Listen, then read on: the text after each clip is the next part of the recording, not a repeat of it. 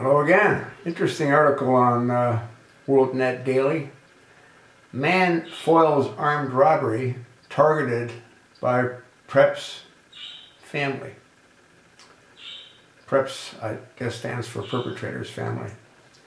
So apparently in a Waffle House restaurant in South Carolina, two men enter with their guns drawn, and they order everyone to get down on the floor. Obviously, they're not there to order a waffle with strawberries. No, they're there to rob the waffle store. There's a gentleman sitting at the counter who has a concealed carry permit issued by the state of South Carolina. And he decides that he's not going to be a victim. And as one of the men approaches him with a gun, he assumes that they're doing so because he disobeyed their order to get down. He fears that his life's in danger. He sees an opportunity, he takes it.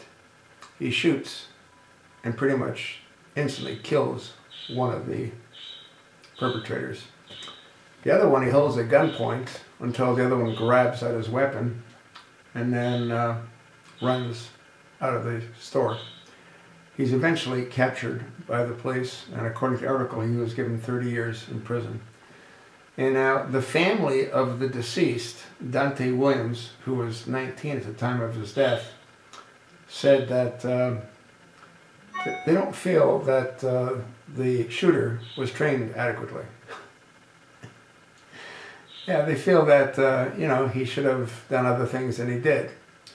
Well, I've never been in that situation, but I gotta believe if I was in that situation, having been trained and having been licensed and having the CCW, I would have reacted the exact same way.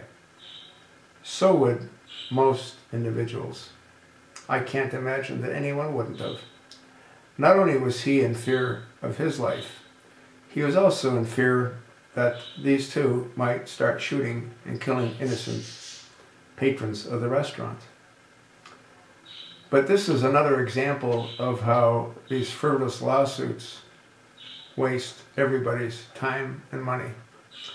I did a video a few days ago about a lawsuit in Canada that's being sent to the courts where a woman kills a 17-year-old with her car, and then a year later she decides to sue the family because of the trauma that his death, because he wasn't wearing reflective gear, caused her. Insane. No different than this particular case if in fact the family of the deceased intends to sue. Unbelievable. But hey, this is America. And lawyers love bringing lawsuits.